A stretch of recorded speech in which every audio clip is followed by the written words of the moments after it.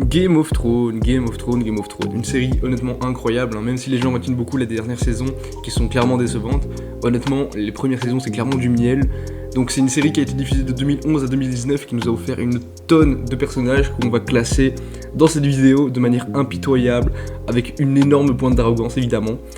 Donc je fais juste un petit rappel avant de lancer la tier list, c'est que chaque personnage, qu'il soit bien ou mal classé évidemment, sont utiles à l'histoire, hein, et ça sert à rien Bref, on va dire que chaque personnage est utile et que aucun, même les plus nuls, ne mérite d'être retiré parce que sinon ça pourrait nuire à l'histoire globale. Donc voilà, c'est pour dire que c'est avant tout un exercice, que évidemment aucun personnage n'est classable et que c'est un exercice que je vous invite à reproduire chez vous, et je vous laisse la tier list en description. On peut tout de suite passer à la tier list. Bon, on se retrouve sur la tier list, donc on va commencer par présenter les différentes catégories. Pour commencer, il y a le podium, donc qu'on verra à la fin. On choisira à la fin les 3 persos qui méritent, selon moi, d'être sur le podium. Les GOAT, les personnages cultes, les très bons personnages, ceux qui sont ok, ceux honnêtement qu'on s'en fout, les surcotés et les dégages de mon écran chien. Donc on va tout de suite commencer par Maître Pycelle. Donc Maître Pycelle, un truc intéressant avec lui, c'est que dans les premières saisons, quand on arrive à Port-Réal, il représente vraiment la corruption, je trouve. Vraiment, on va dire que c'est quelqu'un qui normalement est censé être très religieux, très pieux, avec des valeurs, quand même certaines valeurs, et au final c'est quelqu'un qui va avoir des prostituées, qui est super opportuniste. Donc honnêtement je trouve que c'est quand même dans le développement de Port-Réal assez intéressant, donc honnêtement je le mettrais dans très bon, honnêtement pour moi c'est un très bon personnage. Il s'est fait victime un peu, mais c'est un très bon personnage, moi j'aime beaucoup.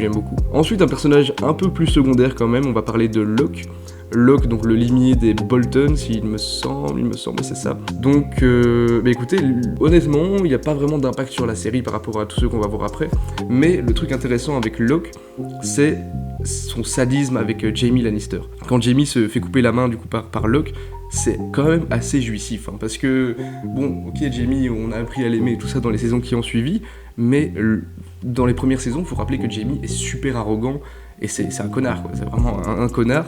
Et honnêtement, juste pour le découpage de main, je vais pas le mettre dans très bon, même si entre ok et très bon, on va quand même mettre dans très bon, parce qu'en soi, il a quand même un charisme, l'acteur a quand même un sacré charisme, et c'est un connard, mais il fait bien le connard, genre vraiment. Donc Sansa, il y a beaucoup de choses à dire sur Sansa, ou pas finalement. Sansa, elle a quand même beaucoup subi, hein, elle a beaucoup subi, mais est-ce qu'elle est vraiment très intéressante ? Écoutez, on va dire que dans le début de Game of Thrones, ce qui est intéressant avec elle, c'est son côté où, pour survivre, elle doit toujours se cacher derrière une image, donc toujours ne jamais dire ce qu'elle pense et tout ça. Donc honnêtement, cet arc-là, je l'ai beaucoup aimé, mais ensuite quand elle part chez les Bolton, sa relation avec Théon et tout ça, honnêtement, je trouve qu'on s'en fout. Hein. Honnêtement, on s'en fout de Sansa. À la fin, elle gouverne le Nord, mais on l'a jamais vu gouverner. Ok, elle a subi beaucoup de choses, mais bon, on souffle un peu. Donc honnêtement, je la mettrais dans ok. Parce qu'il y a quand même du respect, on va pas la mettre dans on s'en fout ni surcoté. Hein. Honnêtement, ça va, c'est un bon perso, mais c'est pas... voilà quoi, on s'en fout un peu quoi. Déjà, il y a un problème, hein, que Sansa soit en dessous de Pycelle et Locke, là, déjà, il y a un problème, mais bon, c'est pas grave. Ensuite, Craster. Bah écoutez, Craster, donc pour ceux qui s'en souviennent pas, c'est celui qui habite un peu plus loin du mur, pardon, et qui a plein d'enfants, et qui donne ses fils aux marcheurs blancs. Donc, bah écoutez, Craster, je trouve vraiment, honnêtement, nul. En fait, nul, pourquoi ? Parce qu'il n'est vraiment pas... il est manichéen, quoi. Il est super manichéen. C'est vraiment, il est méchant et point barre. Je trouve que ça aurait été 100 fois plus intéressant de faire en sorte que, justement, il soit super accueillant, qui cache quelque part sa malfaisance derrière un sourire et quelque chose de faux, quoi. Mais bon, du coup, moi, je dirais pas Osef, mais peut-être surcoté, parce qu'à mon avis, il y a des gens qui le trouvent bien, mais honnêtement... ouais, surcoté quand même, hein. Je trouve que c'est vraiment... bon, il est méchant, on sait bien qu'il est méchant. Il a jamais fait un truc de gentil. Ouais, c'est chiant, quoi, c'est vraiment chiant. Bon, ensuite, on va parler de Bran. Donc Bran, là, je vais me faire quelques ennemis. Mais écoutez, Bran, pour moi c'est catastrophe, hein. Pour moi c'est catastrophe. Bran, en soi, il est vraiment pas très intéressant. Il n'a pas de personnalité, hein, honnêtement. Même avant qu'il soit la corneille à 3 yeux, avant que ce soit juste une coquille vide, ben écoutez, il est vraiment pas très intéressant. Il n'a pas vraiment d'objectif à part dire ok, j'ai des rêves, on va suivre les gens qui me disent que les rêves c'est ça. C'est un suiveur, il fait que suivre finalement. Et au final, terminer roi, bah c'est nul quoi. Je veux dire, le mec va mettre tous les maîtres au chômage parce qu'il voit le passé, le futur et le présent. Mais qu'est-ce qu'il a vécu à part ça? Ok, les marcheurs blancs, la corneille à 3 yeux. Enfin, au final, je trouve ça vraiment nul. Donc moi, je le mettrais dans dégage de mon écran, chien. Voilà, donc il y en a sûrement qui seront pas d'accord. Et je comprends. Donc si vous voulez me donner des points positifs sur Bran, je me ferai un plaisir de les lire en commentaire. Là, on va passer à Joffrey. Donc Joffrey, incroyable. Joffrey, incroyable. Honnêtement, un des trucs... En fait, je compare un peu Joffrey à Homelander dans The Boys. C'est-à-dire qu'à tout moment, il peut faire une dinguerie. À tout moment, il peut péter un câble et faire un truc horrible. Après, on le voit pas tant que ça finalement, on voit pas vraiment de longues scènes avec lui où il est vraiment développé. C'est vraiment l'enfant, le petit merdeux par excellence, mais qui a un pouvoir, qui a un pouvoir énorme. Donc honnêtement, je le mettrais quand même dans culte, parce que l'impact dans la série, il est... Enfin, on ressent son impact, quoi. Et sa mort est très... assez surprenante quand même, assez surprenante. Ensuite, Robert Baratheon. Donc Robert Baratheon, honnêtement, on le voit pas beaucoup, hein. On le voit qu'une saison et que 5-6 épisodes, il me semble. Mais, en fait, son aura, c'est sur, on va dire, les 5 premières saisons, on ressent son aura. Du fait que, déjà, on parle souvent de la rébellion de Robert, et que le fait d'être un roi qui est très bon pour faire la guerre, mais qui est très mauvais pour gouverner, je trouve ça vraiment très intéressant. Le fait qu'il ait perdu Lyanna, donc la personne, la sœur de Ned Stark, dont il était amoureux, je trouve ça vraiment très intéressant aussi. Donc pour moi, je le mettrais pas dans le culte quand même, parce que bon, on l'a vraiment pas assez vu. Mais pour les 6 épisodes où on l'a vu, je le mettrais quand même dans très bon. Un très bon personnage, qui a quand même un impact assez intéressant sur la série. Jorah Mormont, incroyable aussi, hein, incroyable. Honnêtement, Jorah Mormont, c'est je dirais pas l'honneur, parce que bon, il a fait quelques dingueries quand même, mais c'est le bon personnage par excellence, quoi. Il est vraiment bon. Au début, il était là, c'était censé être un espion pour Varys, qui espionnait Daenerys, et au final, il s'est pris d'affection pour cette Daenerys, et il est éternellement friendzoné. Il va pas faire comme un Criston Cole, à être rancunier et à vouloir absolument se venger. Non, lui, il est dévoué à sa reine, et le moment où il arrive dans l'arène et il sauve la reine Daenerys des fils de l'Harpie, je trouve ça vraiment très impressionnant. Quand il va dans la citadelle et qu'il se fait soigner de sa maladie, je trouve ça vraiment, vraiment chouette aussi. Donc pour moi, je le mettrais quand même dans le culte, hein. Honnêtement, Jorah Mormont, c'est culte directement. Shae. Donc Shae, est-ce qu'il y a vraiment beaucoup de choses à dire sur Shae? Shae, écoutez, ça me donne envie de chialer, de parler de Shae, parce que c'est vraiment... Honnêtement, elle est nulle, hein. Honnêtement, elle est vraiment pas terrible. En fait, ce qui est intéressant avec Shae, c'est sa relation avec Tyrion, mais plus du point de vue de Tyrion. On va dire que c'est vraiment la personne... On va dire que c'est une attache... Tyrion n'a rien à perdre si Shae n'était pas là, on va dire. Je pense, hein. J'ai l'impression de dire des conneries, mais non, je pense que c'est vraiment... Elle sert qu'à ça, finalement. Elle n'a pas vraiment de développement... Bon, ok, elle est fâchée parce que Tyrion est avec Sansa et tout ça, mais enfin, j'ai l'impression qu'elle est bête, hein, quand même, elle est bête, elle comprend pas les relations, elle est chiante. Pour moi, honnêtement, très surcotée. Le seul truc que je trouve intéressant avec Shae, mais le seul truc, hein, c'est que quand Tyrion la tège pour justement, au final, la sauver, parce qu'il avait peur pour sa vie, et que par vengeance, elle aille vers Tywin, je trouve ça vraiment très intéressant. Parce que c'est quand même assez réaliste, mais à part ça, écoutez, on souffle, c'est vraiment bof, elle est un peu nulle, quoi. Ensuite, Corinne Mimin, honnêtement, le fait que les gens en parlent de lui comme quoi c'était vraiment un des meilleurs combattants au-delà du mur, c'est son aura qui a plus d'impact que le personnage en lui-même, et son action du fait de se faire tuer, de provoquer Jon Snow en duel pour se faire tuer et pour que Jon Snow gagne la confiance des sauvageons. Honnêtement, je le mettrais dans très bon quand même, parce que malgré qu'il soit pas là beaucoup, il a quand même un impact, il a un vrai charisme, et c'est très bon. Meryn Trant.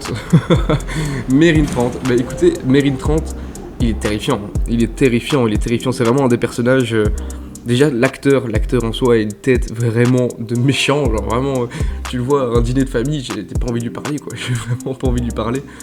Et on a eu quand même une scène vraiment choquante avec lui,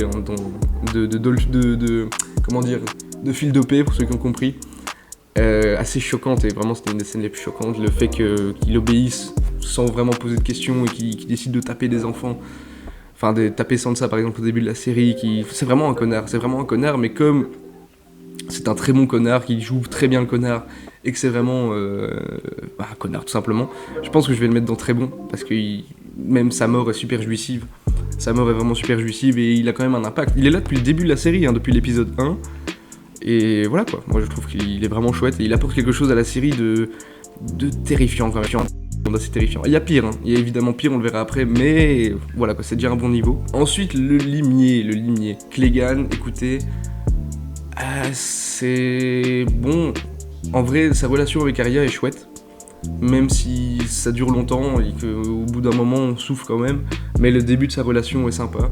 Le fait que ce soit juste une machine à tuer est intéressante, le fait qu'il soit très nihiliste et qu'au final ils disent que tout le monde aime tuer et que tout le monde est méchant, je trouve ça quand même assez sympa, parce que ça se voit que c'est quelqu'un qui a subi beaucoup quand il était jeune, donc on va quand même mettre dans très bon, peut-être pas culte, honnêtement j'hésite entre culte et très bon, mais j'ai pas été plus impacté par le limier que par Jorah Mormont, donc on va le laisser en très bon.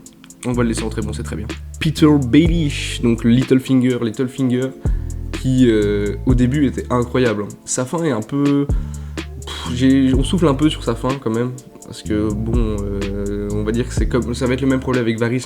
C'est qu'au début c'était vraiment les goats du jeu de trône, ils avaient tout compris à la manipulation, comment les dialogues, les secrets, les informations.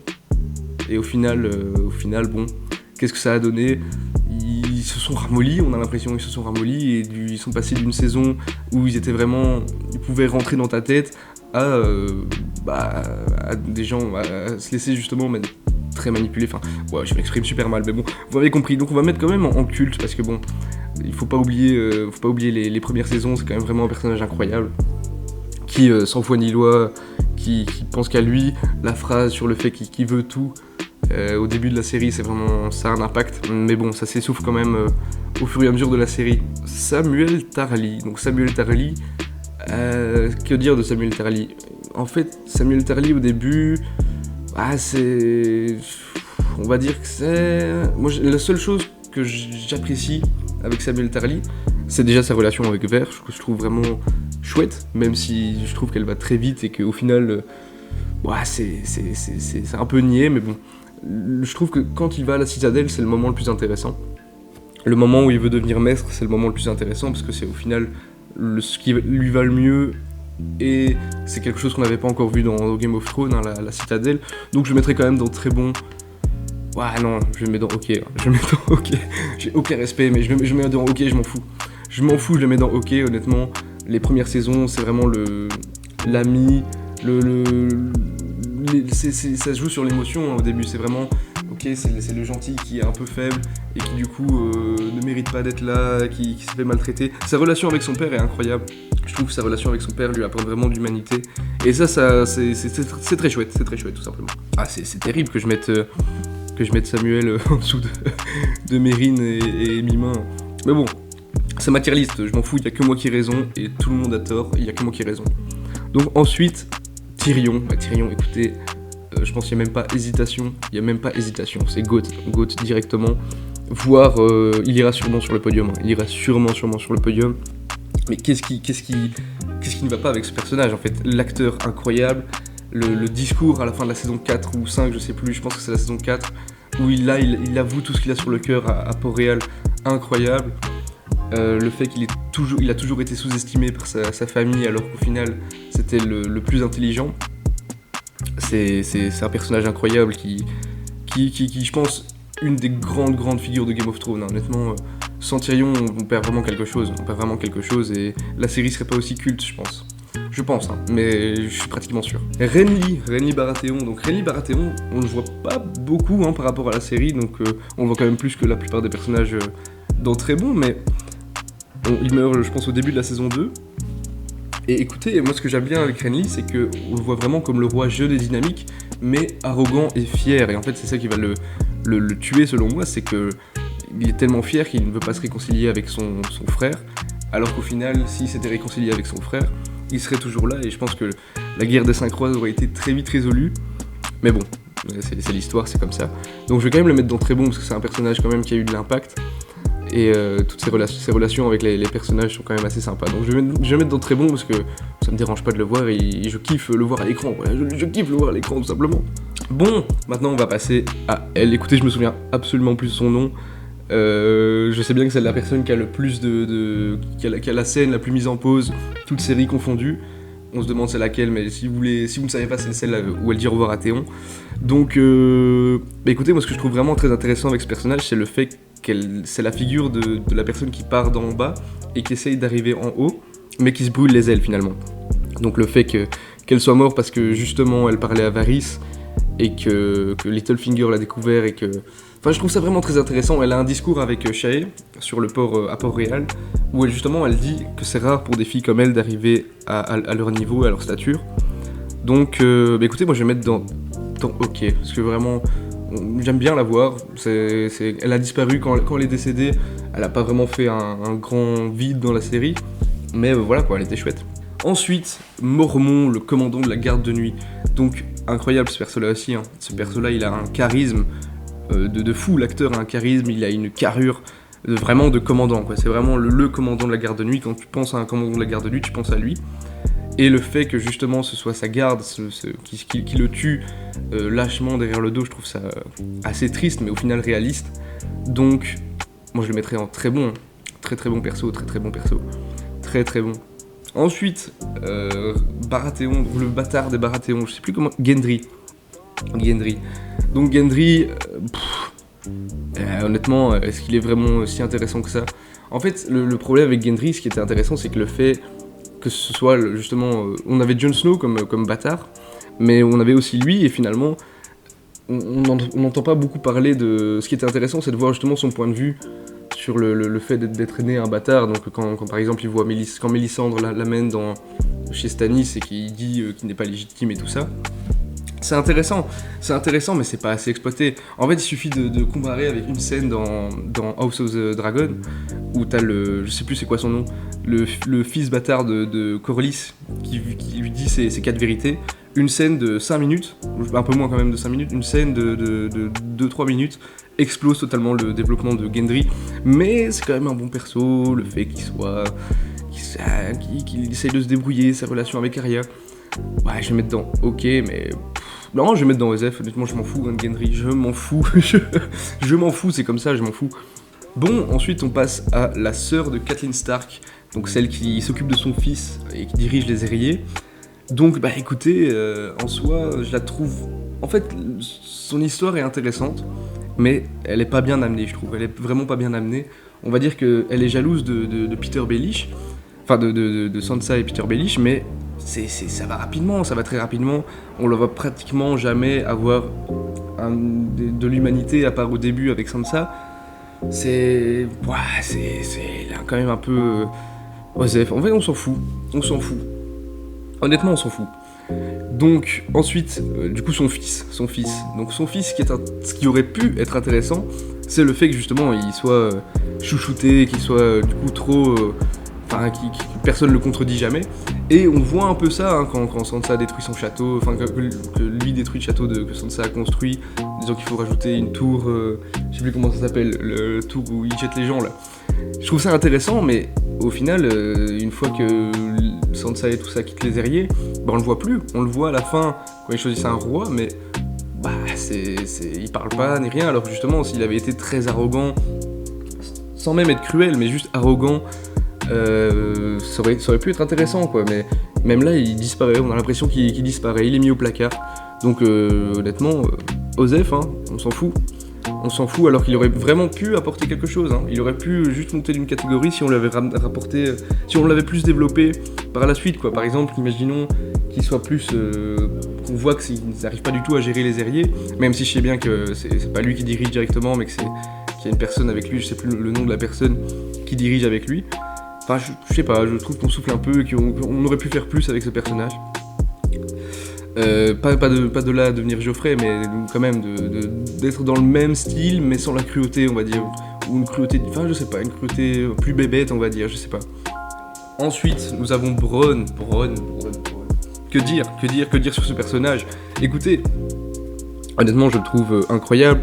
Le fait que lui aussi, justement, soit développé comme la personne qui naît partie de rien, entre guillemets, et qui arrive à avoir un château et à devenir un noble, je trouve ça vraiment très chouette, hein, et qu'il soit juste un combattant hors pair, et qu'il soit malin, et qu'il soit très cupide.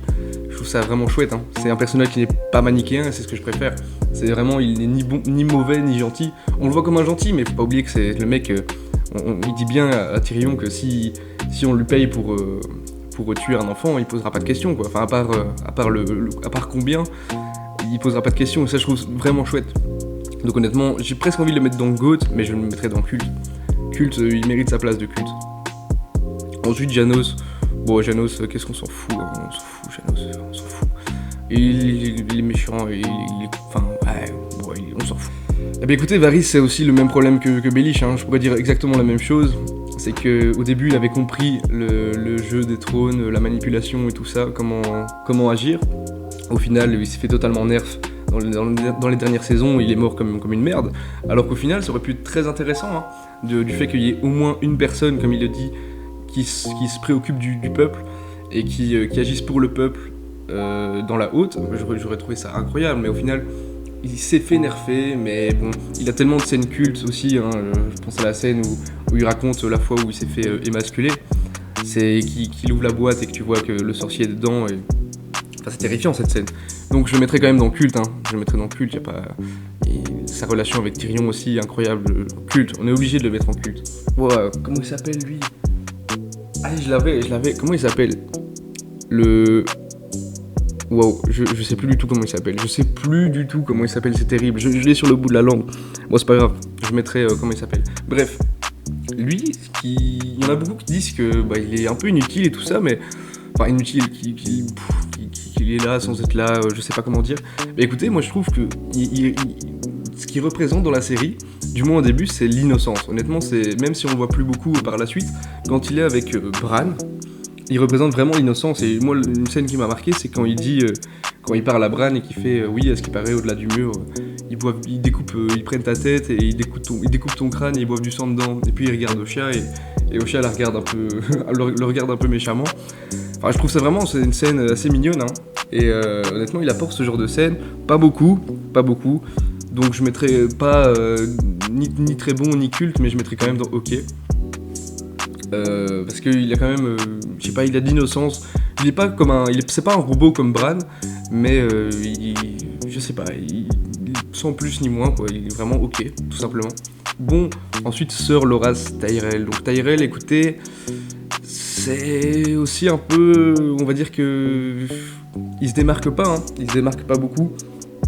À part le fait que justement ce soit son homosexualité qu'il est obligé de cacher, mais qu'il ne cache pas vraiment au final, et qui soit dans l'intrigue du Grand Moineau, qui soit persécuté. Moi je trouve ça quand même assez intéressant, parce que au final c'est Cersei qui voulait éviter le mariage et qui a ramené le Grand Moineau, qui a donné le pouvoir au Grand Moineau, qui du coup en abuse, parce que tous ceux à la cour ont péché selon le Grand Moineau.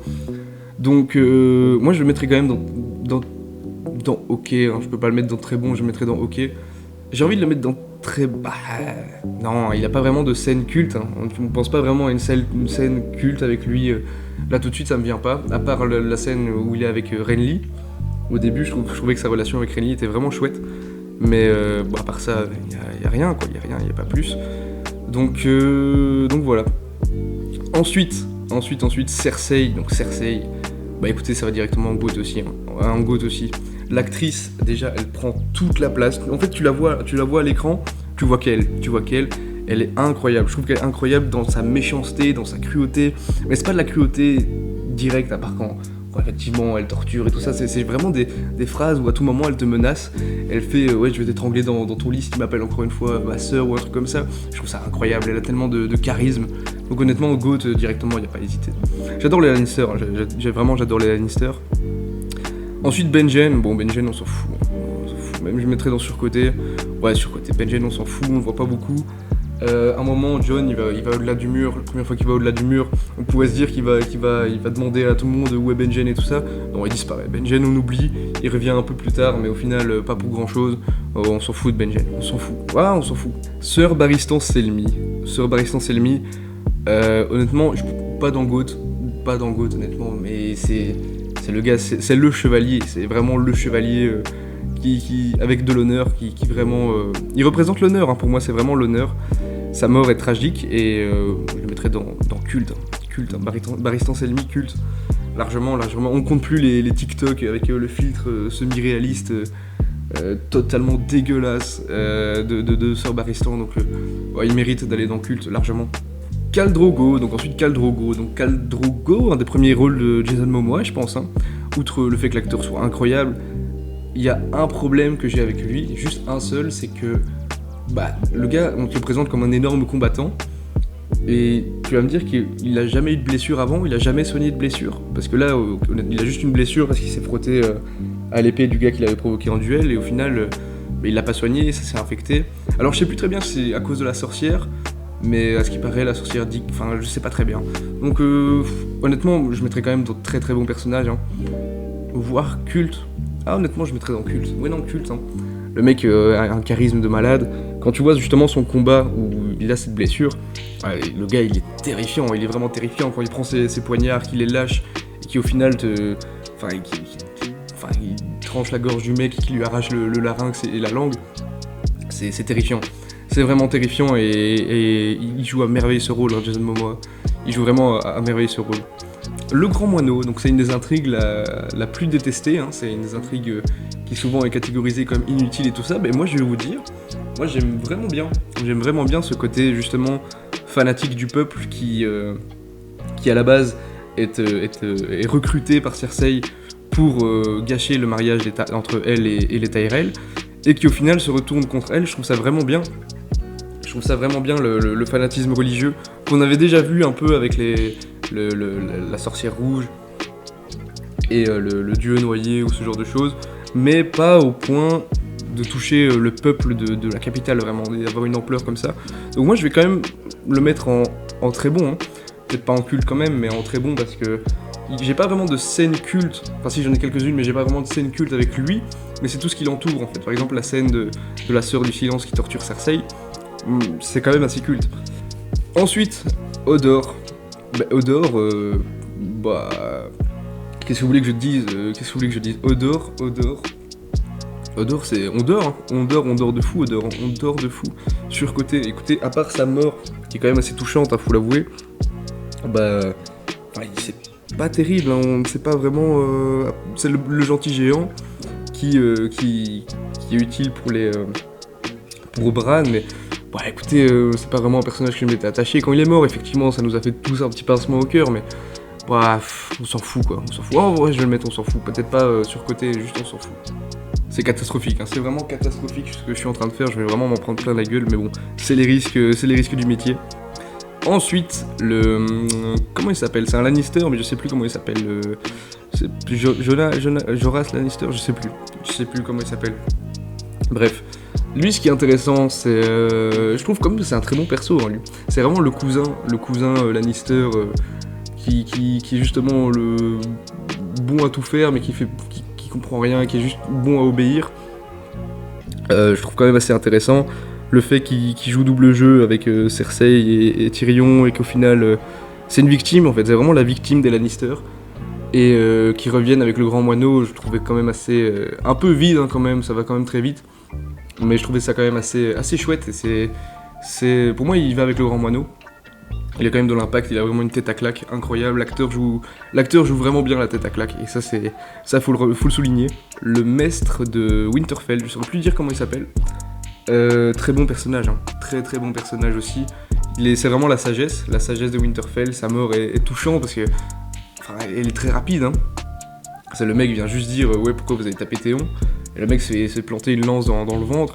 C'est quand tu vois ça, tu te dis ça a été vite, il serait pas venu, il serait vivant quoi, il serait resté dans sa tour, il serait vivant. Il a tellement un grand cœur que c'est ça qui l'a tué. Donc peut-être pas culte, hein, mais très bon personnage. Ensuite, Sir Alycer Thorne. Donc Alycer Thorne, c'est...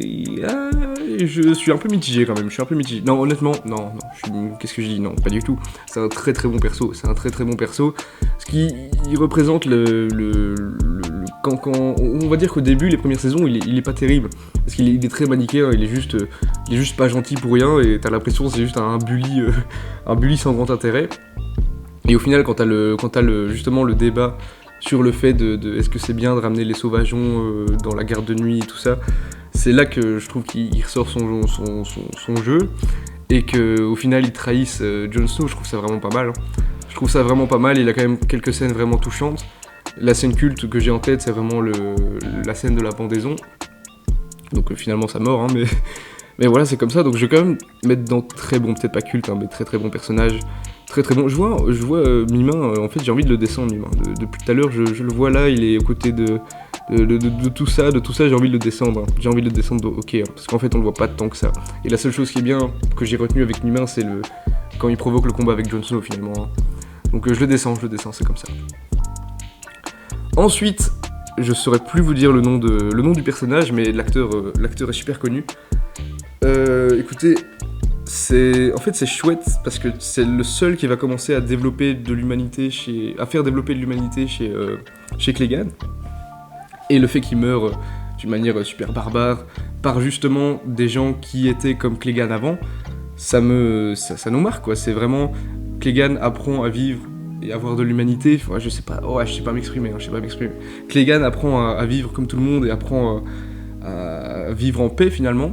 Et au final, c'est son passé qui le rattrape, j'ai l'impression, c'est plus vu comme ça, et qui tue ces personnages comme lui aurait pu les tuer à l'époque où il était toujours à Port-Réal, quoi.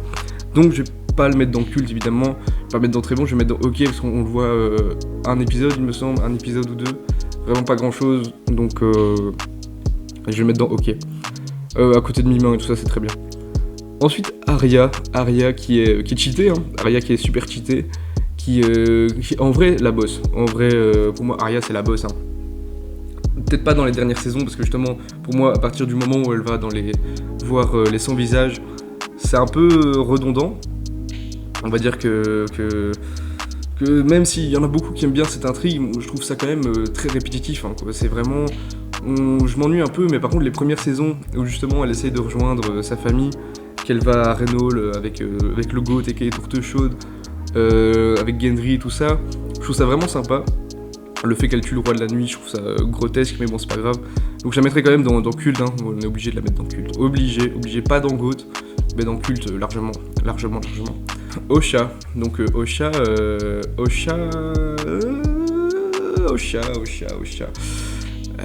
Un peu nul, Osha. Honnêtement, c'est bien parce que c'est la première fois qu'on voit quelqu'un qui est sauvageon. Dans la série, c'est la première fois. Et c'est au final quand Jon va au-delà du mur et rencontre des vrais sauvageons, tu te rends compte que au final c'est des Osha mais 100 fois mieux. Donc ce qui est bien, c'est sa relation avec Bran et j'ai oublié son nom encore. Et lui là, Bran et Hodor et tout ça, je trouve ça vraiment sympa. Donc je vais pas la mettre dans Osef ni rien, je vais la mettre juste dans OK, parce que honnêtement,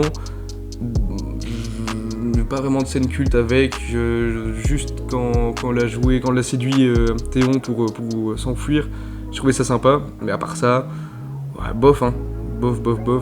Le Karstark.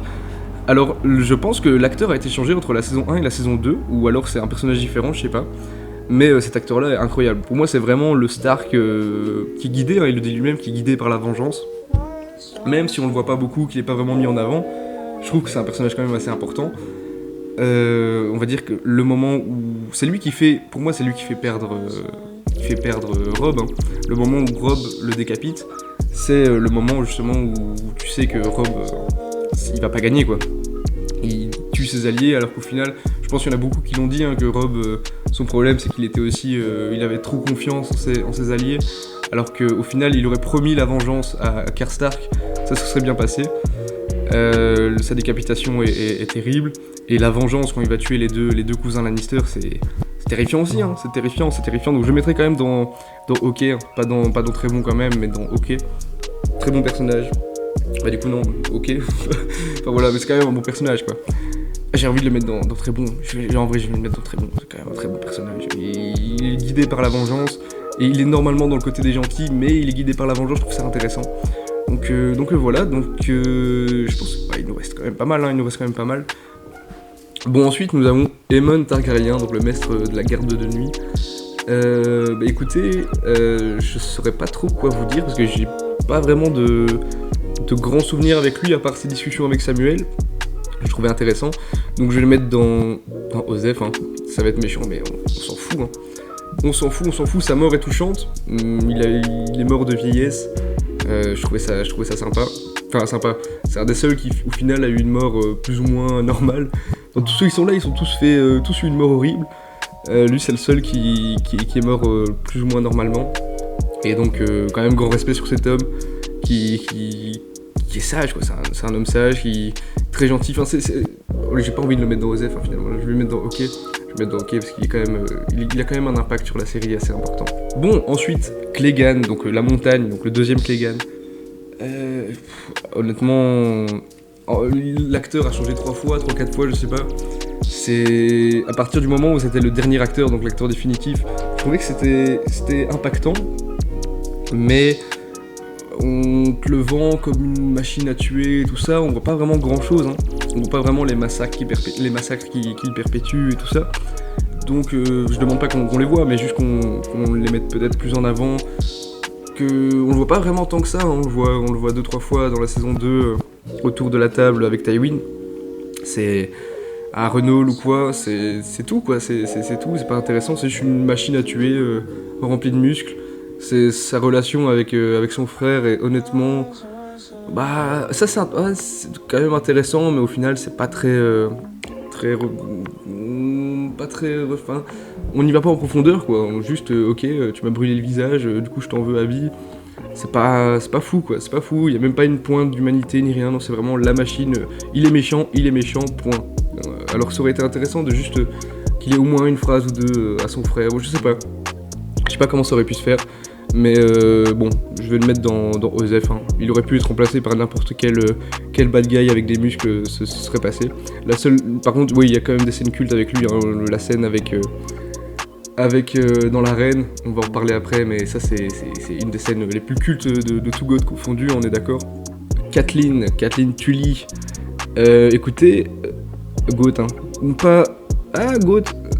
Non, je vais mettre dans culte, parce qu'honnêtement, elle a des phrases, c'est vraiment la mère qui a des... Enfin, j'ai tellement de scènes avec elle, par exemple, quand elle apprend la mort de Ned, et qu'elle marche sans émotion devant ses soldats, et qu'au final va se réfugier dans un bois et commence à pleurer, c'est une scène vraiment touchante, hein. Pour moi c'est une scène culte, sans parler des noces pourpres, où là, elle donne tout, et t'as vraiment, je pense, 30 secondes où elle regarde son fils qui est mort avant que quelqu'un vienne lui trancher la gorge. C'est assez cru, et je pense qu'elle joue à merveille sa rôle justement de mère attristée. Elle a une vie difficile aussi, hein, elle a une vie aussi difficile, et pour moi elle est dans le culte, hein. Elle est dans le culte, l'actrice fait un travail incroyable. Alors, je sais plus son nom, je sais plus du tout son nom. On va l'appeler la copine de Robb, hein, la copine de Robb. Nul. Honnêtement, sa relation avec Robb est sympa, mais on va reparler plus tard de Robb aussi. Pour moi, elle est surcotée. C'est...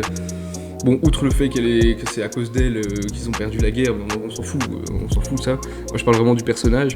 Le personnage apporte pas vraiment grand-chose. Il aurait pu apporter le fait que justement elle vienne de Volantis, qu'elle vienne de loin, qu'elle, au début, quand elle rencontre Robb, qu'elle reproche à Robb que c'est à cause de lui que tous les gens sont blessés, qu'il y a beaucoup d'innocents qui meurent et tout ça. Une fois que c'est passé, hop, c'est terminé. Enfin, une fois que cette scène-là est passée, elle leur parle plus jamais. Hop, elle est amoureuse de Robb, et enfin, ils sont amoureux, ils s'entendent bien, mais il n'y a plus jamais de remarques là-dessus, alors que ça aurait pu être intéressant d'avoir un conflit entre justement elle et Robb à propos de la guerre en elle-même, que par exemple, elle dise à Robb, elle demande à Robb de stopper la guerre, ce genre de choses, ça aurait pu être... oh, pardon. Ça aurait pu être sympa. Mais bon, tant pis, hein. Tant pis, donc pour moi elle est surcotée. Shireen, donc la fille la fille de Stannis, bah honnêtement, pour moi elle est ok, c'est un bon personnage. Quand sa relation avec Davos, qu'on va parler juste après, est assez bien développée. C'est la seule qui parle de la danse des dragons, donc qui nous parle un peu de House of Dragon. Et sa mort est terrifiante, mais elle est tellement horrible, avec les cris, avec sa mère qui la regarde horrifiée, qui se rend compte de l'erreur. Ça, c'est vraiment une des scènes les plus choquantes, hein, honnêtement les plus choquantes, et tu sais que ça va être la fin.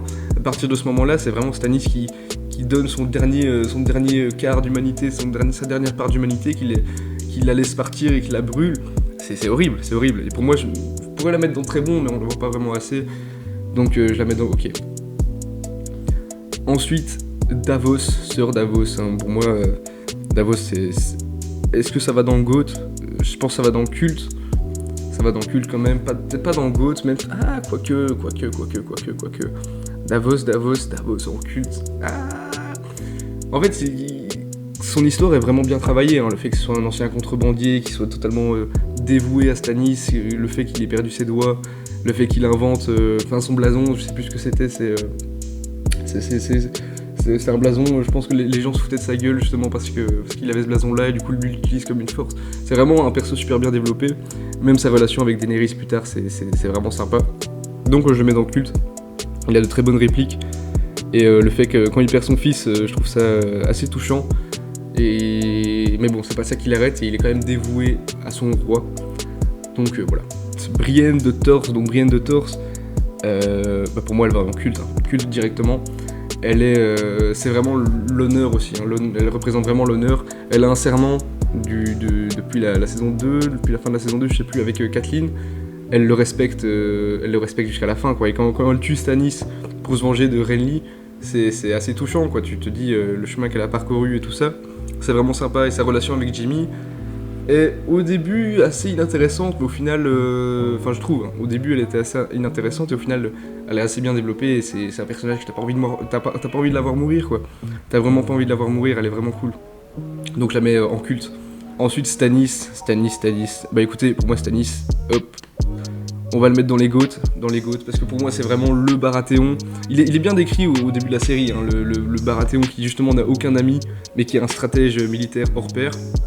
C'est un mec froid qui au final, je pense que s'il n'avait pas été corrompu par la sorcière rouge, aurait pu largement gagner la guerre des trônes tout seul. Hein.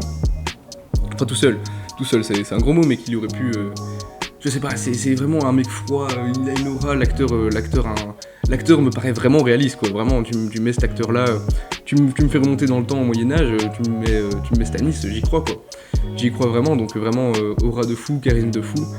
Au final, il a tout perdu, justement parce qu'il a tout voulu donner pour la guerre. Donc honnêtement, en GOAT largement. Marjorie Tyrell. Honnêtement, elle est au-dessus de Loras. Hein. Elle est au-dessus de Loras.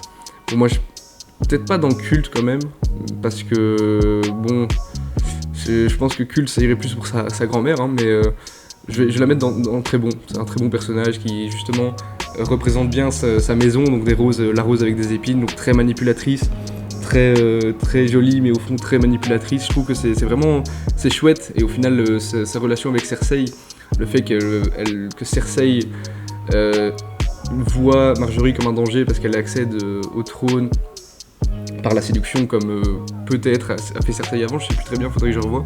Je trouve ça vraiment très intéressant, et au final sa mort est banale, hein. Honnêtement sa mort, moi je trouvais ça un peu ennuyant, l'explosion du septuaire, je m'en foutais un peu honnêtement.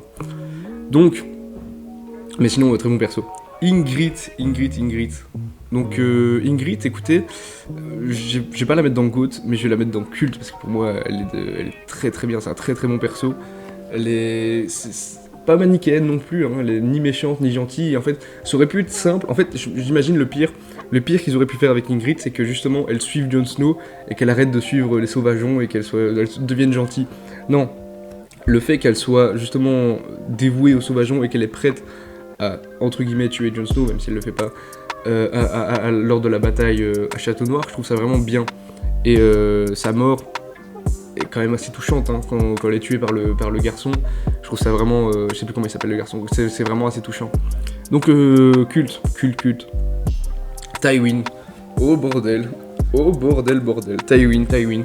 Pour moi, je pense que je peux même... Pas dans culte, dans GOAT, largement. Est-ce que, citez-moi une scène avec Tywin qui n'est pas impressionnante. Toutes les scènes avec Tywin, tous les dialogues de Tywin sont marquants. Tous, il n'y en a pas un seul où tu dis « Ah, il est un peu à côté de la plaque » ou... Non. Tous ceux avec tous les dialogues de Tywin sont incroyables, quoi. Ce mec fait peur. L'acteur, il a un regard où juste avec le regard, il te remet en place, quoi. Vraiment. Je pense que tu pouvais pas trouver mieux comme acteur. Et GOAT, je pense que même lui ira sur le podium, on est d'accord, y a pas de souci là-dessus. Et le fait que justement, sa réputation, qu'il ait comme réputation d'être un des plus grands guerriers, un des hommes les plus puissants de Westeros, qui au final meurt d'un carreau d'arbalète dans ses toilettes, et qui en plus reprochait souvent à Tyrion d'aller voir des prostituées pour au final que lui-même en ait une finalement, je trouve ça assez ironique, et je trouve que c'est vraiment bien, hein, ça représente bien les Lannister qui sont très sur la réputation et l'image, mais qui au final ont plusieurs tendances malicieuses, on va dire. Donc voilà, Tywin, GOAT. Vraiment, je pense que c'est mon personnage préféré de tout Game of Thrones. Hein. Tout Game of Thrones confondu, même House of Dragon. Jamais quelqu'un pourra arriver au niveau de Tywin, vraiment jamais. Ensuite, ça commence à être très long, mais bon, Tywin, donc ensuite, nous avons Balon Greyjoy. On s'en fout, hein. Balon Greyjoy, on s'en fout. Ce qui est bien, c'est justement la première fois qu'on le voit, sa mentalité. Donc il exprime la mentalité des îles de fer et tout ça. Le fait qu'ils ne veulent pas sauver Théon et tout ça, c'est chouette. Mais bon, à part ça, on s'en fout un peu, hein, ce perso. On s'en fout un peu. On le voit pas souvent. Alors qu'il aurait pu apporter quelque chose de plus à la série. Hein. On parle des Greyjoy comme étant des opportunistes et une menace entre guillemets constante. Au final, il fait rien, hein. Il faut rien du tout. Il faut attendre Euron pour qu'il y ait quelque chose qui se passe, mais on va en reparler après. D'Euron, c'est pas non plus. On va en reparler après. Ensuite, Lord Bolton, qu'on voit aussi depuis la saison 2, hein, qui a quand même fait un sacré bout de chemin. Moi, je le mets dans culte, hein. Honnêtement, je le mets dans culte.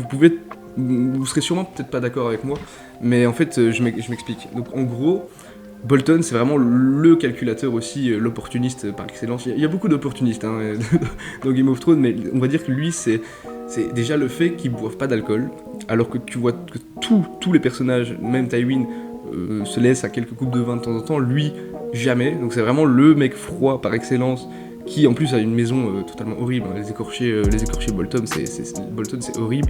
Quand il propose à Robb de les torturer, de torturer les prisonniers ou quoi, c'est horrible.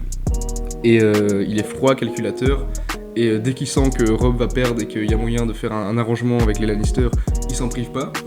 Et je sais pas, il y a tellement de phrases cultes aussi, quand par exemple il parle du fait que Lord Frey lui a proposé d'épouser une de ses filles, et qu'il lui offrirait son poids en or, et qu'au final il a pris la plus grosse pour avoir le plus d'or. Enfin, ce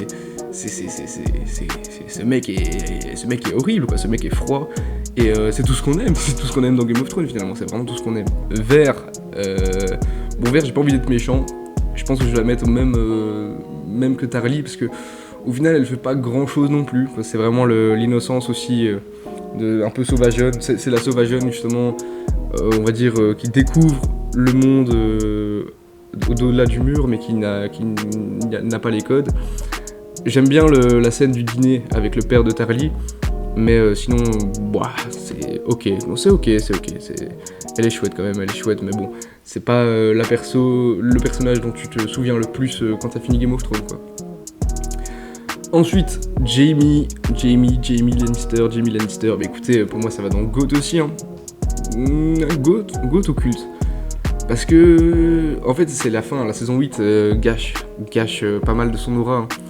En fait, ça aurait été incroyable que justement il garde cet esprit de rédemption, justement l'arc de la rédemption qui passe de ce personnage super arrogant et super imbu de lui-même à un vrai chevalier, entre guillemets, j'ai envie de dire.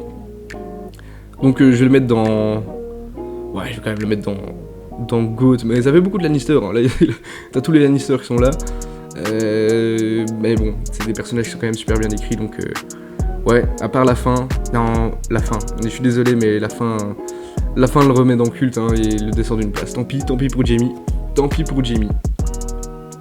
Ensuite, Podrick, ouais, bon, ok, ouais, ok, ouais, écoutez, on se souvient juste de la scène où Tyrion lui offre une récompense pour lui avoir sauvé la vie, et qu'au final, les prostituées n'acceptent pas l'argent.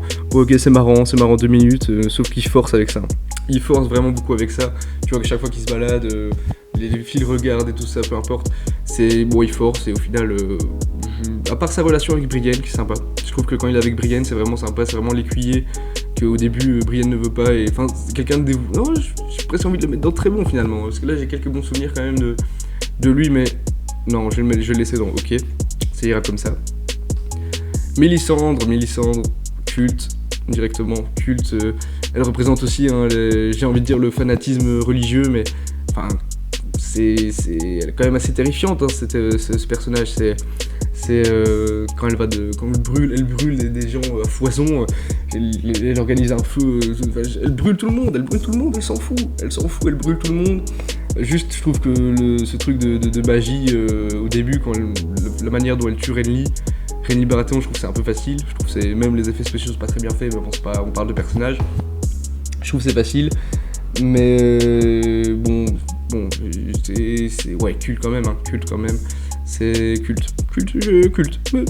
Yara, donc Yara, je vais mettre dans très bon personnage justement, qui, je pense que c'est ce que Théon aurait voulu être. C'est le miroir de ce que Théon aurait voulu être. Et Théon, gros misogyne qu'il est, ne se doute même pas que Yara pourrait avoir cette puissance, cette aura par rapport à ses équipages et tout ça. Donc je trouve que c'est vraiment un très bon perso, hein. Très bon perso qui reste jusqu'à la fin aussi. C'est très bon perso. Bon, lui honnêtement, j'en ai un peu rien à foutre. Vraiment, je trouve que j'ai toujours pas compris, hein. J'ai vraiment toujours pas compris. À part au début, quand tu le vois justement à Renault et qui tue, quand il dit à Arya, oui, donne-moi 3 noms, ouais, et je m'en occupe. Ça, je trouvais ça sympa. Mais à partir du moment où il est à Braavos, je trouve qu'il change totalement. Je mets lui et aussi son assistante, je sais pas si je peux appeler ça comme ça, dans le même sachet. Je trouve que c'est un perso ok, mais pas non plus incroyable, quoi. C'est ok, il a une aura, l'acteur joue vraiment bien. Mais bon, c'est comme, ouais, bon. Vert gris. Donc vert gris, bah écoutez, je le trouve quand même assez surcoté. Alors rangez vos fourches. En gros, je vais m'expliquer. Donc vert gris, le problème qu'il a, c'est que ok, c'est un immaculé, donc ce mec a vécu des choses dans son enfance, quoi. Ce mec a vécu une enfance super hardcore. Et on aurait pu développer des choses intéressantes sur le fait qu'il a vécu quelque chose d'hardcore, et il en parle, hein, il en parle souvent, hein, le fait aussi qu'il a été masculé et tout ça, sa relation avec Missandei, je sais pas, est quand même assez sympa, mais bon, c'est un peu aussi niais, je veux dire, à part il y a 2-3 moments avec Daario qui sont sympas, c'est un bon combattant, ok, il donne des scènes stylées de combat, mais à part ça, j'ai l'impression qu'il est aussi un peu vide, hein. Là c'est bien qu'il y en a beaucoup qui vont pas être d'accord, mais bah écoutez, moi je m'en fous un peu de Verri, hein. Honnêtement je m'en fous un peu. Ensuite, Dondarrion, c'est ça, hein, je pense que c'est Dondarrion. Je le mettrais dans Osef, honnêtement je m'en fous de ce mec, vraiment. C'est juste pour nous montrer, honnêtement, mon avis c'est juste qu'ils veulent nous montrer que c'est possible de réanimer quelqu'un dans l'univers Game of Thrones, et justement pour nous préparer à la réanimation de Jon Snow, qui arrive quand même assez tardif, hein, mais bon, on va en parler de Jon Snow, il y a des choses à dire sur Jon Snow. Donc voilà, c'est tout. Sinon, à part ça, c'est le fait que son épée s'enflamme, ok, c'est stylé, mais c'est stylé 2 minutes, hein, on s'en fout. Honnêtement, on s'en fout. Alors lui, bah écoutez, quand j'ai chargé la playlist, il y avait plein de persos qui n'y avaient pas. Il y avait vraiment beaucoup de persos qui n'étaient pas là, mais lui, il était là. Alors, je ne sais pas qui c'est, enfin je savais pas c'était qui, et en fait c'est le gars qui joue dans la troupe de théâtre à Braavos là. Et bah il est nul, enfin genre on s'en fout, hein, dégagez mon écran, enfin genre j'ai aucun souvenir de lui, je ne saurais même pas vous dire c'était quoi ses intentions par rapport à elle du coup qui était aussi dans la troupe. Je sais bien qu'il y avait une personne qui était jalouse de elle, mais lui, honnêtement, je me souviens même plus. Je sais bien que c'était un peu un connard, mais bon, je m'en fous, quoi. Pourquoi il était dans cette tier list? Genre vraiment, dites-vous, il y avait lui, il y avait ce perso, mais il n'y avait pas Tourte Chaude. À quel moment il y a ce perso, mais il n'y a pas ce putain de goat qui est Tourte Chaude? Bon, voilà. Bref, Missandei, je le mets au même endroit que Vergris. Non, pas surcoté, Missandei, elle est ok quand même. Missandei, le fait que... Je trouve qu'elle a beaucoup plus d'humanité que Vergris. Et sa mort est quand même assez triste et pousse Daenerys à commettre des choses irréprochables. Ouais, je sais pas, ouais, mais non, ok, c'est bien. C'est bien, allez, c'est bien. Mance Rider, le roi d'au-delà du mur. Je mets dans culte, Pour moi, il est culte ce perso. C'est vraiment. Déjà, l'acteur a une gueule, mais genre vraiment une gueule de roi sauvageon. Vraiment, le gars a une gueule, quoi, vraiment. Et sa mort est terrifiante aussi. Sa mort par le feu, que le mec ne veut pas ployer le genou. Et sa fierté aussi l'a tué. Je trouve ça quand même assez impressionnant. Et même l'attaque du mur, tout ça. C'est très bon perso, très bon perso. Très bon perso. Tormund, bah écoutez. Je vais peut-être en décevoir quelques-uns, mais Tormund, il me touche pas plus que ça. Moi, Tormund, je m'en fous. Je m'en fous totalement. C'est un comic relief, ok, il est marrant, il fait des blagues marrantes, c'est le beauf de Game of Thrones, mais je m'en fous, quoi. C'est vraiment... L'acteur est incroyable, ça par contre, ça je dis pas. L'acteur est fou, il a vraiment une tête aussi d'homme de Cro-Magnon, mais par ça, on s'en fout, quoi. Ok, c'est marrant, il essaye de séduire Brienne, c'est sympa, allez, on rigole, c'est tout. Non, vraiment, pour moi, on s'en fout de Tormund. Il est remplaçable, en fait.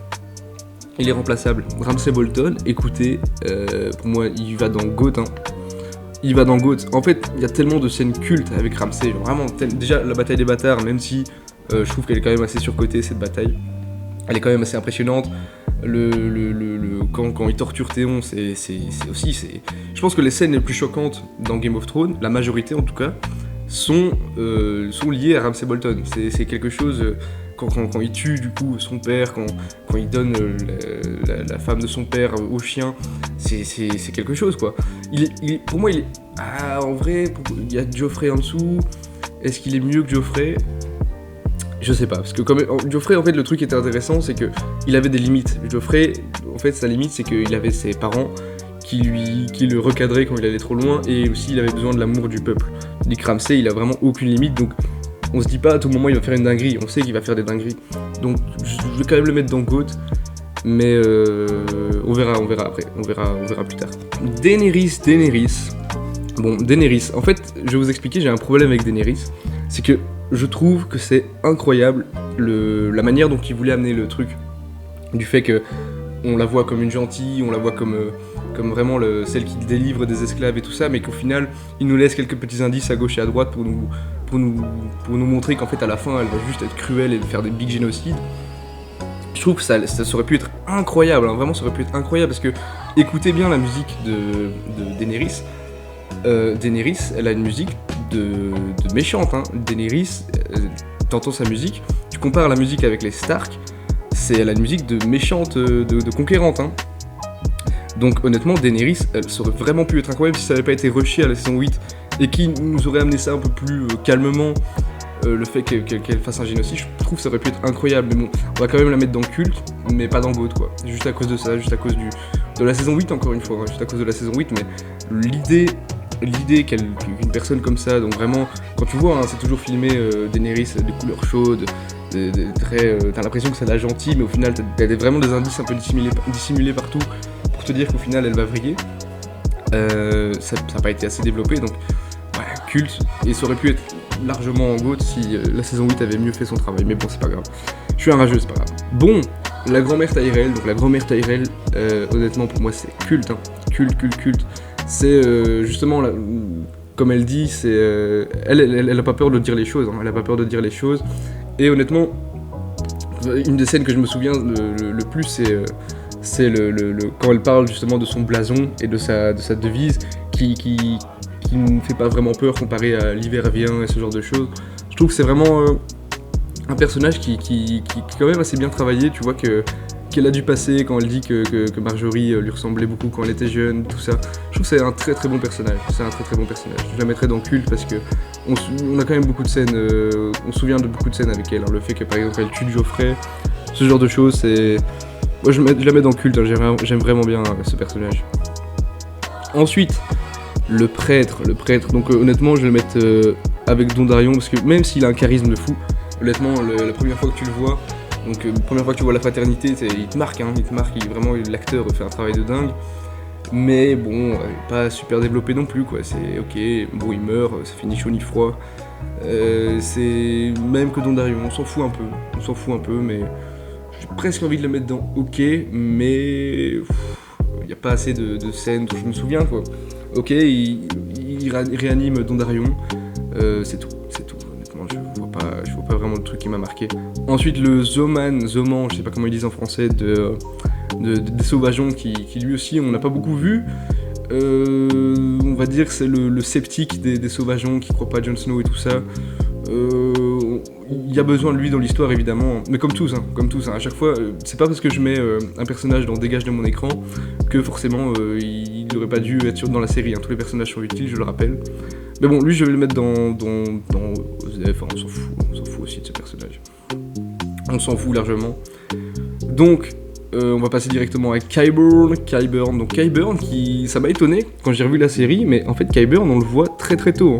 Qyburn, dès la saison 2, on le voit que c'est un survivant d'Harrenhal et tout ça, qu'il est c'est le maître pour des Bolton et tout ça. C'est vraiment sympa, c'est le maître d'Harrenhal.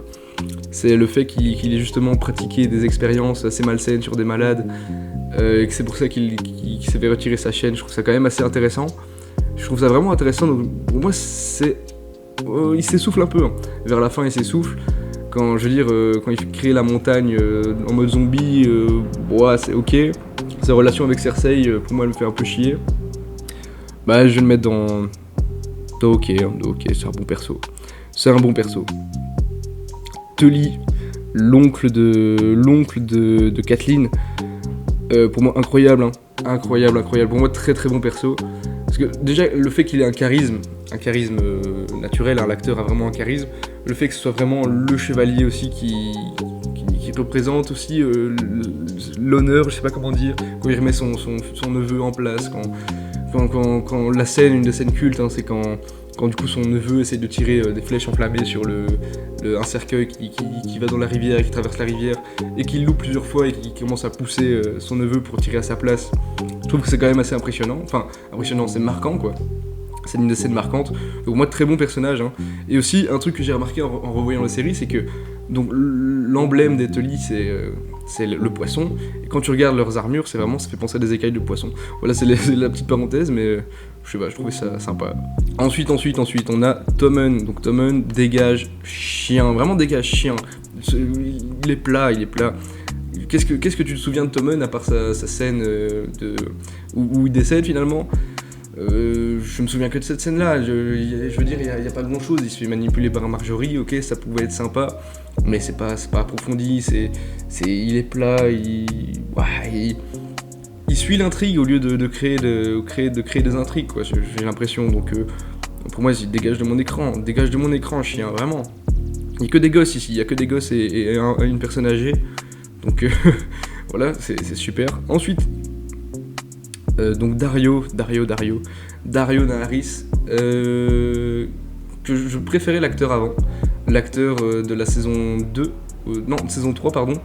Je trouvais qu'il avait plus une gueule de mercenaire. Lui il a vraiment une gueule de chevalier, de pro-chevalier, donc honnêtement on va pas critiquer l'acteur, parce qu'il fait quand même un bon travail, mais je le mettrais dans ok, pour moi il m'a pas plus marqué que ça. Ses relations avec Daenerys est chouette, le fait qu'il soit l'inverse de Vergris, sur le fait que Vergris a un code moral, qu'il obéit, et que Daario justement dit qu'il a toujours le choix entre guillemets. D'ailleurs c'est pour ça que je préférais l'acteur d'avant, c'est que il avait des phrases cultes comme par exemple ils m'ont dit d'y aller et ils m'ont dit que je n'avais pas le choix, mais Daario a toujours le choix. Enfin je trouvais que c'était des phrases qu'on retient quoi. Donc voilà, je le mets dans ok parce que il m'a pas non plus marqué tant que ça. Il n'y a pas vraiment de scènes super cultes qui m'ont marqué de lui. Mais c'est un bon perso quoi, c'est un très bon perso. Wow, Oh, c'est terrible que je me souviens plus de son nom, lui. C'est vraiment terrible que je me souviens plus. C'est vraiment terrible. Oh, il vient de Dorne, hein, je sais bien, mais on va l'appeler Pedro Pascal. On va l'appeler Pedro Pascal. Ce mec, honnêtement, culte, hein. Culte directement. Culte. C'est... En une saison, il arrive à te prendre... en fait, sa haine des Lannister te fait l'aimer directement, quoi. Te fait l'aimer, son histoire du fait que sa sœur se soit fait torturer par la montagne. C'est quelque chose d'impressionnant, le fait qu'au final, sa vengeance l'ait tué, parce que s'il avait achevé la montagne directement, il serait toujours vivant. Et sa mort est une scène super culte, hein. Super culte. Super culte. La scène du combat, l'écrasement de tête, c'est terrifiant. Tu y penses encore maintenant, c'est horrible. Tu montres lui qui... Qu'est-ce qu'il a joué dans... Il a joué dans quoi, Pedro Pascal, récemment? Un truc un peu pour enfants, je sais plus. Bref, tu regardes les dernières productions pour un peu plus jeunes qu'il a faites, tu leur montres la scène où il se fait écraser la tête, il y a un contraste incroyable. D'ailleurs, faudrait faire l'expérience, hein. Faudrait faire l'expérience. Donc sa compagne qu'on va mettre dans OK, hein, OK, c'est un bon perso. Bon, c'est un peu bof, c'est chouette la manière dont elle tue la fille de Cersei, je trouve ça sympa. Même si c'est un peu... on le sait, quoi, on sait que ça va arriver. Bon, sinon, à part ça, bof, quoi. Bof, rien de plus. À part cette scène, vraiment, je me souviens même plus comment... Ah si, quand elle... Si, je me souviens comment elle décède. C'est Cersei qui les capture et qui la force à voir mourir sa fille, c'est vrai. Ça, c'est sympa, mais c'est plus... le mérite revient à Cersei, quand même. Cersei la gote. Donc, voilà. Ensuite, Théon,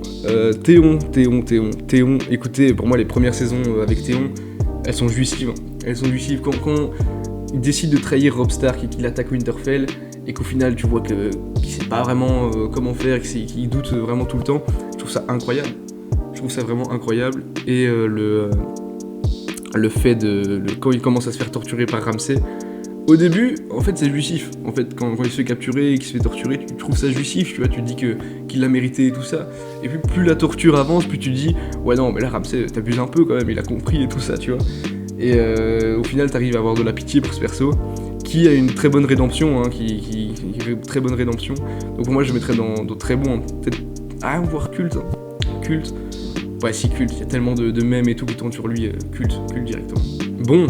Ensuite, la fille de Cersei, bon, on s'en fout, elle sert juste à mourir finalement, et non, si, je me trompe, il y a une phrase qui est vraiment sympa, une scène où elle dit justement à Jaime, avant de mourir, très touchante cette scène, où elle dit à Jaime qu'elle a toujours su que Jaime était son père.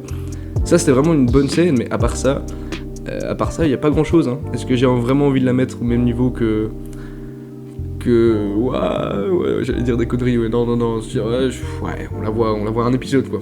On la voit un épisode, 2 épisodes, je sais plus. Donc bof. Viserys, il s'appelle comme ça. Honnêtement, ok, hein, très bon perso, il représente l'arrogance des Targaryens qui au final pensait être le feu du dragon et qui n'est rien. Je trouve que c'est un très bon perso, sa mort est aussi très cruelle, ça s'est retourné contre lui, hein, c'est ça qu'on aime, hein. C'est qu'ils prennent des mauvaises décisions, que les personnages prennent des mauvaises décisions, que ces mauvaises décisions leur reviennent dans la gueule, c'est vraiment ce qu'on aime bien. Donc, ok, c'est un bon perso. C'est pas un très bon perso, parce qu'on le voit pas beaucoup, mais c'est un bon perso. Et aussi, il est beaucoup dans le surjeu quand même, hein. Beaucoup dans le surjeu, je trouve l'acteur est pas si terrible. Voilà, on peut m'en vouloir, vous pouvez critiquer, mais je trouve que l'acteur est pas si terrible. Bon, les 3 sœurs, hop, directement, on s'en fout, à part le fait que justement qu'elles soient ralliées à Dorne, que ça parle beaucoup de poison et tout ça, c'est chouette, hein, et la mort, justement leur mort avec elle, c'est vraiment sympa, mais bon, à part ça, on s'en fout, je pourrais même le mettre dans surcoté, dégage de mon écran, en fait, dégage de mon écran. Je pense que même elle, on l'a jamais entendu parler une seule fois de la série, je peux me tromper, hein, mais je me souviens pas. Elle 2, je suis sûr, mais elle, je me souviens pas. Elle, on va la mettre plus en haut quand même, parce que c'est elle m'a marqué. Là, on rentre dans le vif du sujet. Avec Hot Pie, a.k.a. Tourte Chaude, a.k.a. The Goat. Tourte Chaude, culte Tourte Chaude, culte. Qui osera me contredire, les gars? Genre vraiment, Tourte Chaude, c'est, comment dire, tu te souviens de la scène où il propose à Arya un pain en loup, et t'es là, il est là, t'as Arya qui fait ah super, ils sont là en mode c'est cool, ils mettent un pouce en l'air limite, et Arya qui se barre et qui dit que c'est très bon, et tu vois juste lui au loin qui bouge pas et qui sourit un peu, genre vraiment c'est le GOAT, et puis je pense qu'il revoit, je sais plus qui revoit après, et qui lui donne un loup, mais vraiment mieux fait, hein. Pour moi toutes les choses, c'est le GOAT, c'est vraiment le GOAT. C'est le GOAT, c'est vraiment le GOAT. On sous-estime trop Toute Chaude alors que c'est un très très bon perso. Enfin, personnellement, moi il me touche, hein. Moi je l'aime bien. Vraiment, la scène, revoyez la scène, hein, où il s'en va, où il dit au revoir à Arya et Gendry, et qu'il est juste au loin, et qu'il bouge pas, ça me fait vraiment triper. Genre vraiment, ça me fait triper. Bon, lui, ouais, on s'en fout, hein. On s'en fout de fou. On s'en fout, à part la scène où il gifle Bronn, je pense. C'est Bronn ou Tyrion, non, il gifle Bronn. Ouais, sympa, mais c'est tout, quoi. C'est tout. Ensuite, le roi de Dorne. Le roi de Dorne, c'est sympa, hein. Lui, il est quand même sympa, parce qu'il est sage et il calme la compagne de Pedro Pascal. Donc, je vais le mettre dans OK, sans plus, quoi. Il a un impact, on le voit pas beaucoup. Au final, je me souviens même plus comment il décède, c'est terrible. Je pense que c'est parce qu'il s'est fait empoisonner, je pense. Empoisonné. Non, je pense même pas qu'il meurt, je sais plus. Bref, il faudrait que je revoie cette saison-là. Mais bon, OK, c'est un bon perso. On se souvient quand même de 2-3 trucs de lui, c'est quand même un bon perso. Ensuite, Euron Greyjoy. Donc, Euron Greyjoy, nul, hein. Dégage de mon écran, chien, vraiment dégage de mon écran. En fait, il y avait tellement moyen de faire mieux avec ce perso. Et non, c'est un perso super caricatural, super manichéen aussi, juste il est méchant. Et y a pas non, il est méchant, il arrive, il contrôle tout, il est cheaté, il a pas vraiment de charisme. L'acteur est incroyable, hein. L'acteur est vraiment bien, donc il a joué dans Overlord, c'est bien un film popcorn sympa. Et je sais pas, j'aime vraiment pas cet acteur. Ensuite, je sais plus comment elle s'appelle. Bref, c'est celle qui était dans le théâtre à Bravos avec Arya, et que Arya devait tuer, et qu'elle l'a pas faite. Bon, c'est sympa, mais on s'en fout un peu. Honnêtement, elle est cool, hein. Elle est cool. Il y a des bonnes scènes avec, donc, mais est-ce qu'on la mettrait au même niveau que Sansa, que tout ça? Je pense pas. Même si Sansa, je commence à me dire qu'elle a rien à faire là, qu'elle devrait monter quand même, mais je sais pas. Ah si, on va monter Sansa d'un cran, parce que j'ai peut-être été un peu dur au début. Mais voilà, parce que voilà, on va mettre Sansa un cran au-dessus. Ensuite, la sorcière de la saison 1. Donc on s'en fout, hein. On s'en fout de la sorcière. On sait même pas, au final, je sais même pas si c'est de sa faute si Khal Drogo n'a pas été soigné. Je sais bien qu'elle était là en mode vengeance, en mode oui, vous m'avez sauvé, mais pas vraiment, parce que tatata. Bon, ok, super, mais au final, sa mort est satisfaisante. Ouais, bon, on s'en fout un peu, quoi. Randyll Tarly, le père de Samuel Tarly. Écoutez, il y en a beaucoup qui disent qu'on s'en fout et tout ça. Écoutez, revoyez la scène du dîner, hein. Ce mec est effrayant. En fait, peut-être qu'ils essaient de refaire un Tywin bis, mais bon, ils n'y arrivent pas, hein. Lui, il n'arrivera jamais à la cheville de Tywin, comme tous ses personnages, mais il a quand même un truc, hein. Une aura de méchanceté, vraiment de connard, quoi, vraiment. Et quand tu vois qu'il se sacrifie et qu'il se fait brûler par le dragon, c'est quand même assez marquant avec son fils. Et quand on annonce à Samuel qu'il est décédé, t'as quand même de l'émotion, quoi. En vrai, je vais mettre Samuel aussi, je vais le mettre là en haut, quand même. En fait, plus j'en parle, plus ça me remémore des bons souvenirs de ces personnages, donc je peux pas mettre le père au-dessus de Samuel, c'est chaud. D'ailleurs, je vais peut-être non, je vais le laisser là, très bon. Pour moi, c'est un très bon personnage. Jon Snow. Mais écoutez, Jon Snow, ça va peut-être en énerver plus un, mais pour moi, il est surcoté, hein. C'est une coquille vide. J'ai déjà parlé du fait avec Gendry, du fait du ressenti d'être un bâtard et tout ça. Donc c'est un peu plus développé avec Jon Snow. Donc ça c'est cool. Mais bon, à part ça, c'est aussi très manichéen, hein. C'est le gentil, il est très très gentil et il fait jamais de trucs méchants. À part pendre le gosse qui l'a trahi, mais bon, si tu t'y attends, quoi, et t'es pas là en mode oh ouais, il est un peu méchant, il est un peu spicy. Non, honnêtement, Jon Snow, on s'en fout. Pour moi, il est surcoté, hein. Après, il y en a probablement beaucoup qui seront pas d'accord, mais c'est matérialiste, je m'en fous, il y a que moi qui ai raison, pas vous. Donc non, mais pour plus de sérieux, pour moi je trouve que c'est vraiment une coquille vide. Et que, bon, évidemment, il est pas remplaçable, hein, c'est très bien, il est très bien, mais juste, il n'y a pas de...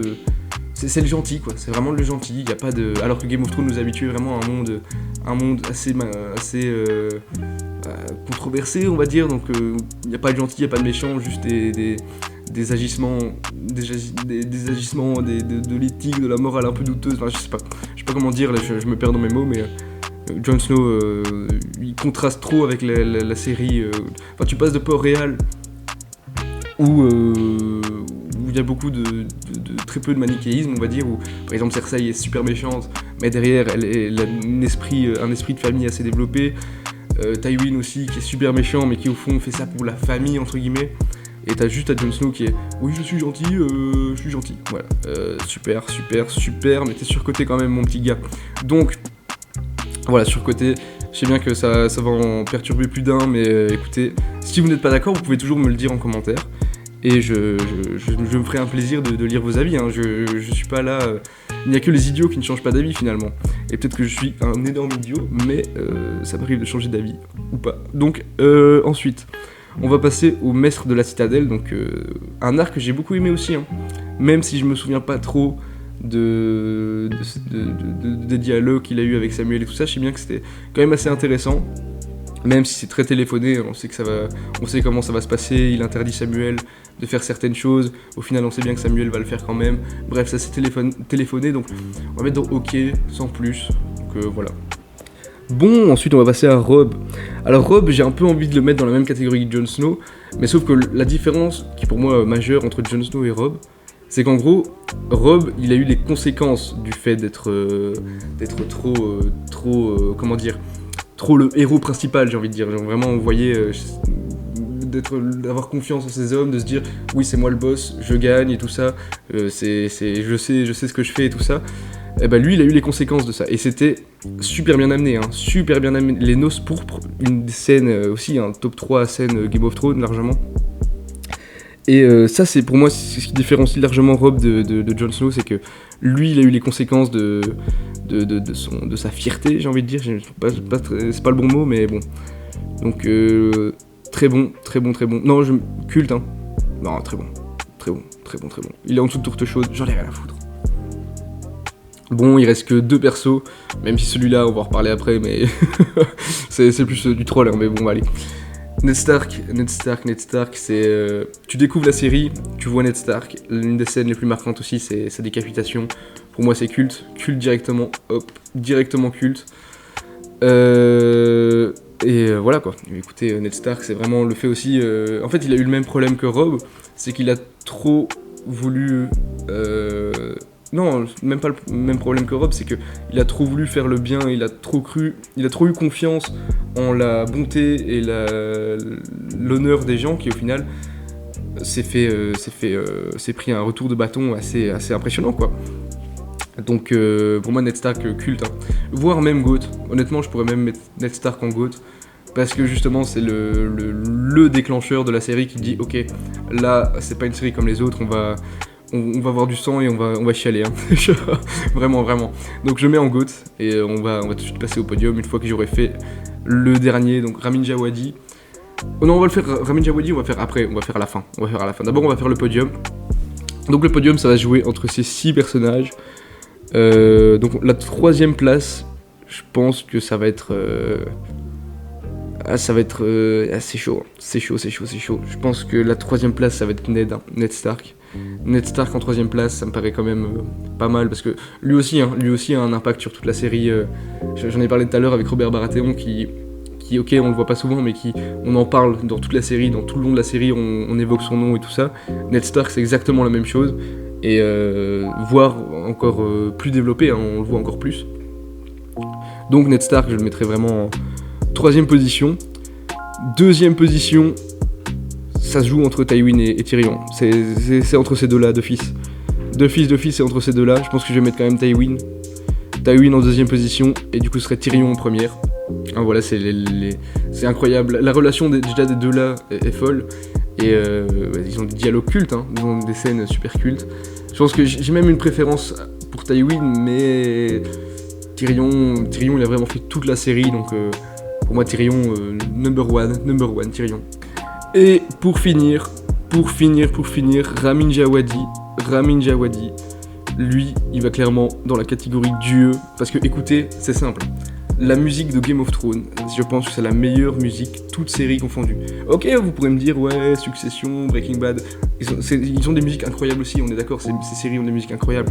Ramin Djawadi, il a fait un thème reconnaissable pour chaque maison. Je veux dire, on n'a qu'à mettre la musique des Lannister, on sait bien que c'est les Lannister.